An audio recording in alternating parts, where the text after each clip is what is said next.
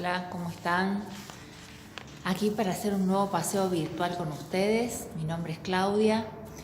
Les propongo en esta oportunidad hacer un recorrido por dos casonas, dos residencias que conservan nuestra ciudad en el centro precisamente y que están separadas por 350 metros nada más de distancia.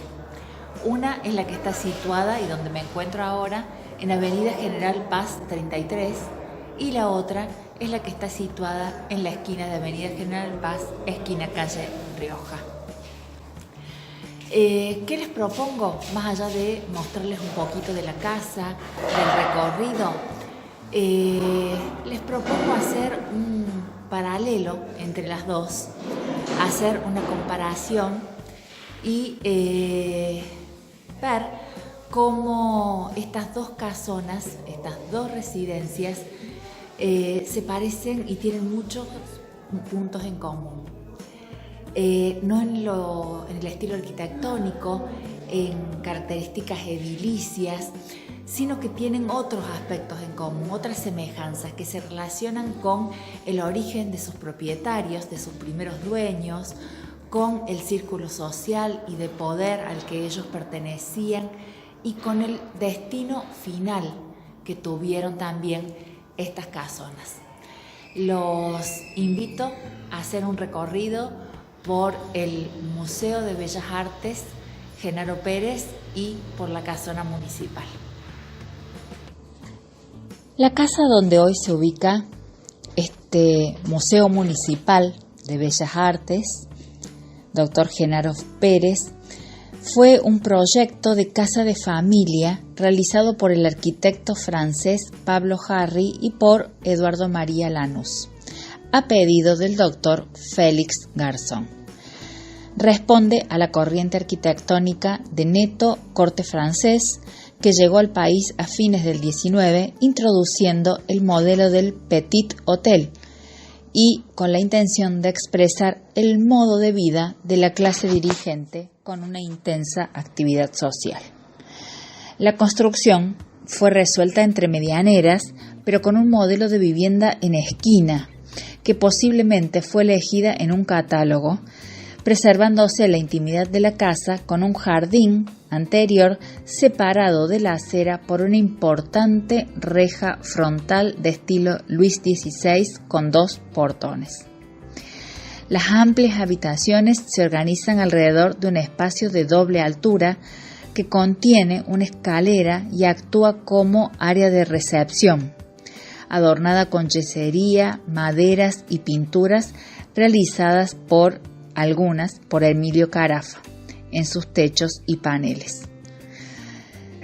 Hay que destacar en el plafón del salón principal del recibidor un óleo de grandes dimensiones enmarcada en óvalo con molduras de yeso y que representa un paisaje mitológico veneciano en el que los personajes pintados representan a los miembros de la familia Garzón, porque Carafa era cuñado del propietario. Los servicios están en la parte posterior de la casa, relacionada con el acceso lateral para los coches. El recinto circular del ángulo se acusa como una torre rematada por una cubierta cónica de pizarra que, al igual que la buhardilla, alude a las soluciones de un chateau francés. El edificio tiene 20 metros de frente y 65 metros de fondo. Fue construido por Osvaldo Payer, que concluyó la obra en los primeros meses de 1910. La mansión quedó inaugurada con una fastuosa fiesta realizada en 1910, que contó con la asistencia del presidente de la Nación, el doctor Roque Sáenz Peña, y sus ministros. ¿Por qué? Porque el dueño de casa había asumido recientemente la gobernación de la provincia. Si tenemos que hablar del museo, tenemos que decir que el municipio de Córdoba empezó a manifestar su intención de propender al fomento de las artes finalizando la década de 1920 y ya en la década de 1930, pero fue recién en 1940 cuando crea la Comisión Municipal de Cultura, que organiza el primer Salón Municipal de Pintura y Cultura. Es así que después, durante la intendencia del doctor Donato Latela Frías, se promueve a la creación del Museo Municipal de Bellas Artes Dr. Genaro Pérez, en homenaje a quien fuera uno de los precursores de la plástica cordobesa. Como la comuna no disponía de un lugar adecuado, se alquiló una casona de la calle Caseros 244, entre Avenida Vélez Arfiel y calle Belgrano. La organización del museo le fue encargada al pintor Roberto Viola, uno de los miembros de la Comisión Municipal de Cultura, que rescató el material que había disperso, incrementándolo con la incorporación de obras representativas, implementó las instalaciones, promovió actividades culturales para hacer realidad el objetivo de que el museo fuese una escuela, un centro destinado a la propagación de la belleza. El museo fue habilitado al público el 1 de mayo de 1943. En los primeros años de existencia ingresaron por vía de compra o donación obras de Antonio Berni, de Budini, de Manuel Cardeñosa, de Emilio Carafa, de José Malanca, de Octavio Pinto, también de Francisco Vidal, de Raúl Soldi, de Spilimbergo, muchas de Genaro Pérez y de Andrés Piñero. La década del 60 trajo reiteradas mudanzas para el museo, que carecía, como dijimos, de edificio propio, y eso exponía al rico patrimonio a distintas contingencias que podían surgir de los imprevistos.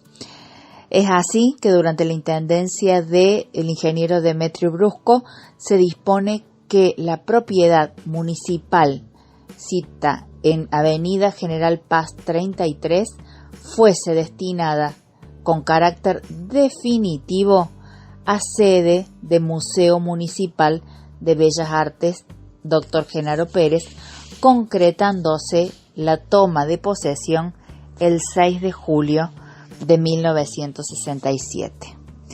Hoy el museo atesora más de 1000 obras que va rotando en su exposición y que incrementa sistemáticamente, y un recorrido asegura un acabado por casi 2 siglos del arte argentino. El museo busca permanentemente acercar la colección al público y a nuevos públicos, realizando muestras temáticas que enfocan el modo de exposición desde diferentes perspectivas. Tiene salas en la planta alta de muestras temporarias donde encuentran lugar las nuevas generaciones de artistas. Visitando el museo se puede apreciar la evolución plástica tanto a nivel local como a nivel nacional, lo que nos habla de las transformaciones de la vida y de los gustos. La colección abarca desde la sala de los precursores, con representantes del siglo XIX, el traspaso del pasado colonial a la República, fuertemente influenciada por la estética y el pensamiento europeos, y también obras pertenecientes a periodos de la modernidad y las vanguardias. Se destacan, como dijimos, en la colección las obras de Prilidiano Pueyrredón, de Genaro Pérez, de Carafa, de Spilimbergo y tantos más. Se exhibe buena parte del valioso acervo y se realizan exposiciones de artistas contemporáneos, como ya dijimos, y este recorrido a través del pasado y del presente de nuestro arte es didácticamente presentado al público con visitas guiadas, con proyecciones de videos, con diapositivas y con distintas metodologías. Pero ¿quién era don Félix Tomás Garzón? Era doctor en Derecho, político y docente. Hijo de don Tomás Garzón, el creador del Banco de Córdoba, y doña Esther Moreno. Se doctoró en 1883. Político, alternó el ejercicio de la docencia con cargos públicos. En 1890 fue electo diputado nacional. En 1903 fue elegido intendente municipal de Córdoba. En 1904 fue vicegobernador, función que desempeñó hasta 1907, y en 1910 electo gobernador de Córdoba. Fue el gobernador del centenario. Por eso, cuando inaugura su casa en 1910, era gobernador de la provincia. Estaba casado con su prima hermana, doña Carmen Garzón, que terminó siendo doña Carmen Garzón de Garzón. Tuvo solo hijos varones, y terminando su gobierno, no habiendo florecido las finanzas particulares, se vio obligado a dar la casa en arrendamiento, yéndose a vivir con su familia a una casa mucho más modesta en la calle Arturo M. Bas, frente al Paseo Sobremonte. Una vez que él se fue de la casa, y estando esta administrada como banco hipotecario, fue ocupada por sucesivos gobernadores e intendentes que establecieron allí su despacho. En 1943, el banco hipotecario dispuso que la casa fuese vendida en subasta pública, adquiriéndola en ese momento la Municipalidad de Córdoba, y disponiéndose el traslado del Museo Municipal de Bellas Artes a este lugar, como dijimos al comienzo, recién en 1967. Si dejamos atrás el Museo de Bellas Artes Genaro Pérez y comenzamos a transitar por Avenida General Paz y nos desplazamos unos 350 metros hacia el norte, nos vamos a encontrar con el Centro Cultural Francisco Vidal, conocido por todos como la Casona Municipal. Está ubicada en las por entonces calles Victoria de Tucumán, que hoy es calle La Rioja, esquina la calle Ancha de Santo Domingo, hoy Avenida General Paz. En las últimas décadas del siglo XIX, la ciudad apenas superaba los 50.000 habitantes. Con calles empedradas o adoquinadas, eran transitadas por diversos carruajes de tracción a sangre. El lote estaba ubicado en la esquina y era solo un terreno en la periferia urbana, pues todavía se sentía la presencia del río Chiquito, como denominaban los cordobeses, a lo que no era más que un brazo del Suquía que transitaba por lo que hoy es calle Santa Rosa. Dicen que la parcela era una propiedad del doctor Miguel Juárez Selman, en tiempos en los que el dominio de la propiedad en su mayoría no constaban registralmente. Y luego se lo habría vendido don Ismael Galíndez, primer notario de la ciudad, ligado al juarismo y a la tradición política liberal de Córdoba. ¿Quién era este Ismael Galíndez? Había nacido en Córdoba en 1844, integrante de una familia aristocrática de la ciudad, partidario, como dijimos, de don Miguel Juárez Selman, cuando este fue gobernador de la provincia y luego presidente, y formaba parte de la llamada Sociedad El Panal, en el marco del régimen denominado Unicato. Para quienes no saben, el Panal funcionaba en el edificio que hoy alberga al Museo de las Mujeres, frente a la ex legislatura en calle Riverindarte.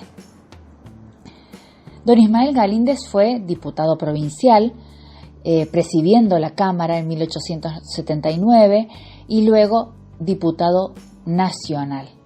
En 1887 fue socio fundador del Jockey Club de Córdoba, presidiéndolo 5 años después.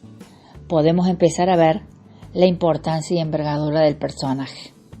Se desempeñó como concejal de la ciudad de Córdoba y hasta llegó a ocupar la intendencia municipal de manera interina en 1891 tras la destitución de Luis Rebol. Ismael Galíndez hizo una gran carrera política e hizo también una gran fortuna en épocas en que el unicato o el juarismo gozaban de las mieles del poder. Luego de eso viene la decadencia económica y las consecuencias catastróficas que trajo para él. La casa que había mandado a construir en la esquina de Avenida General Paz y La Rioja fue como parte de pago de la deuda que tenía solo con el Banco de la provincia de Córdoba. Digo solo porque tenía muchas deudas. La deuda del banco en 1901 era de 300.000 pesos y el chalet había sido evaluado por 50.000 solamente. Así que en 1901 se produce el remate de la casa y de todos los bienes que tenía adentro. Pensemos que el mobiliario, la decoración, los objetos, todo era de procedencia europea. En un viejo artículo del diario Los Principios se relata la mudanza o lo que fue el dejar la familia, la casa, y que la gente del Banco de la provincia de Córdoba se llevara todos esos objetos suntuosos, mientras muchos vecinos admirados observaban cómo se producía la mudanza, que según dice el mismo periódico, duró varios días. Si tenemos que hablar de la arquitectura de la casona, tenemos que decir que su construcción se realizó entre 1885 y 1888, desconociéndose el autor del proyecto. El lugar posee elegancia y suntuosidad, a la vez aire campestres, está en las afueras, pero también cerca del centro. El chalet tiene 3 niveles y un sótano, y podemos decir que pertenece su fachada al estilo cottage inglés, que era el estilo de las campiñas rurales inglesas. No deja de ser arquitectura doméstica inglesa, pero tampoco deja de ser estilo europeo. ¿Por qué se caracterizaba este cottage inglés? Por el uso de techos de chapa con pendientes, grandes salones y habitaciones comunicadas entre sí. Posee un ingreso claramente definido por una terraza que a modo de atrio recibe a los visitantes junto con una gran estructura de hierro y vidrio tipo bow window. La composición volumétrica recurre al basamento neoclásico y culmina en una cubierta metálica quebrada que liviana las líneas del edificio. Es una expresión típica de las clases acomodadas del siglo XIX. Se destacan en el exterior el trabajo en las crucerías de madera, en parte del coronamiento superior, que ya desapareció, la carpintería de madera con sus enormes celosías, en su mayoría originales, y el trabajo de herrería presente en los balcones y en las rejas perimetrales, dando una impresión muy acabada de lo que era la época y lo que era el personaje que allí iba a habitar, las iniciales de su nombre en la reja del portal central. En cuanto al interior, la casona presenta 3 niveles y un gran sótano. Los niveles se vinculan por una escalera revestida en mármol de Carrara. El interior es notable en la resolución de los cielos rasos artísticos. En la planta baja posee sobre bajorrelieves pintados al óleo que representan motivos alusivos a la naturaleza. Varios ambientes disponen de estufas con frentes labrados en mármol de Carrara, con aplicaciones metálicas que les otorgan un valor agregado a cada uno de ellos.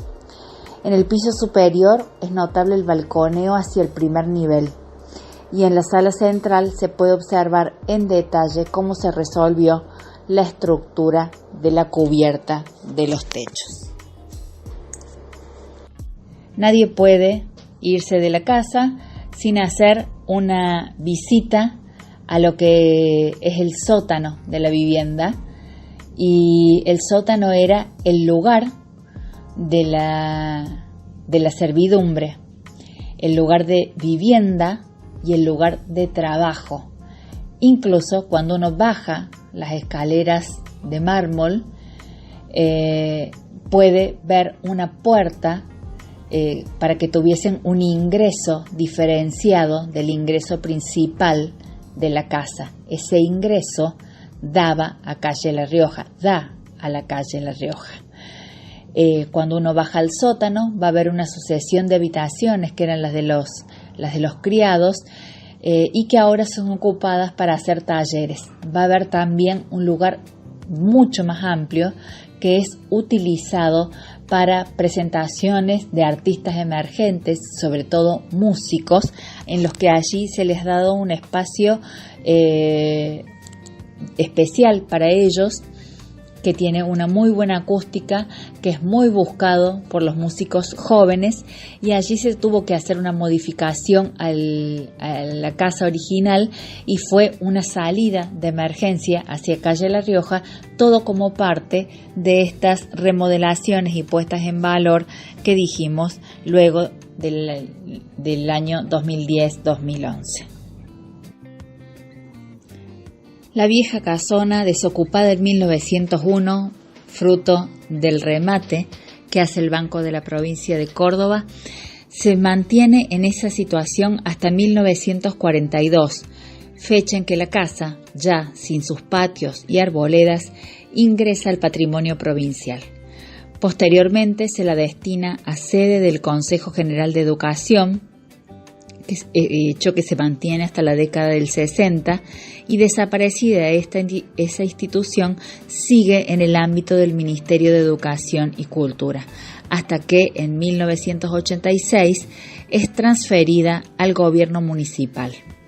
El destino de la propiedad, ya restaurada y puesta en valor, fue Centro de Difusión Cultural, establecido en 1994. En la vieja casona funciona hoy un centro cultural, además de es la sede del CDI, el Centro de Documentación e Información del Mercosur, desde hace algunos años, y ha sufrido varias puestas en valor y varias restauraciones. La más importante fue la que se dio entre 2010 y 2011, en la que estuvo cerrada.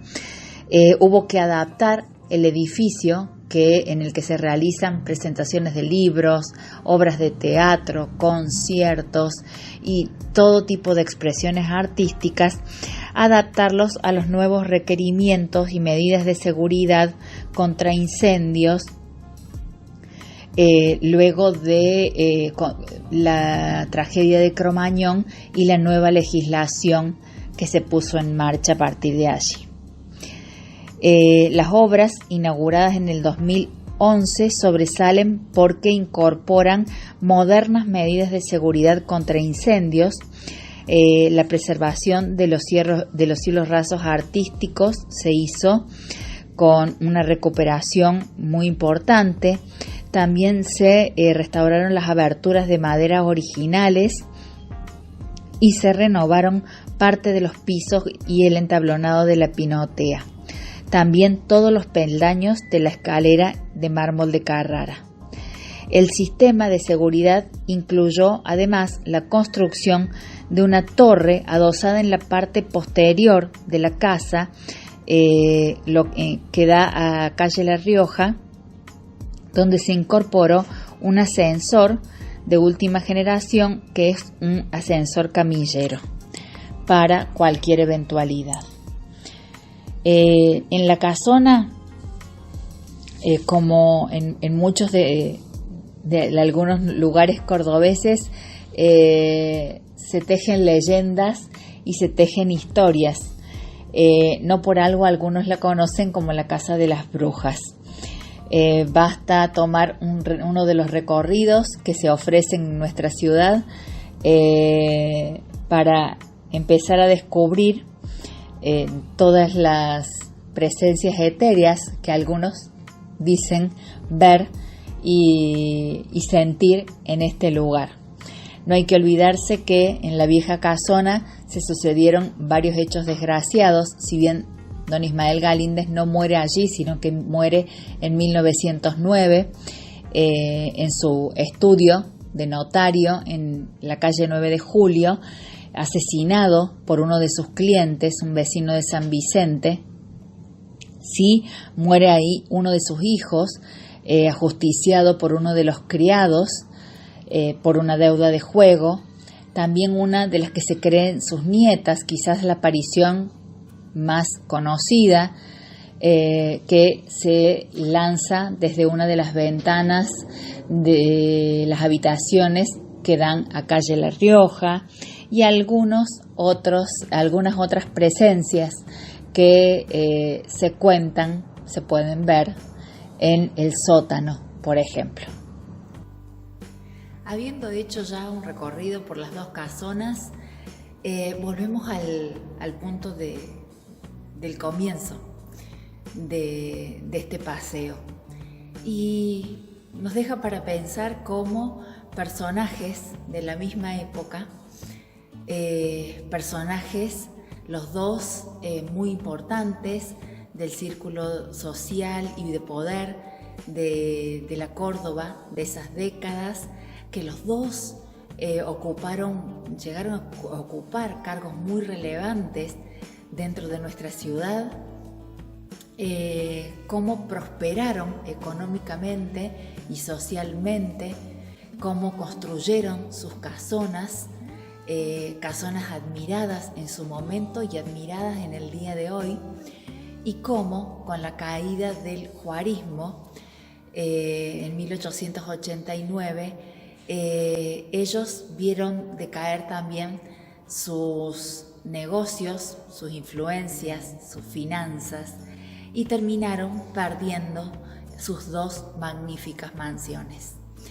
Vemos la semejanza también en que las dos casonas terminaron siendo propiedad del Estado, y hoy podemos disfrutarlas y recorrerlas como hemos hecho apenas un poquito en el día de hoy con este recorrido, y que cuando podamos salir los invitamos a recorrer. Muchas gracias y hasta el próximo paseo.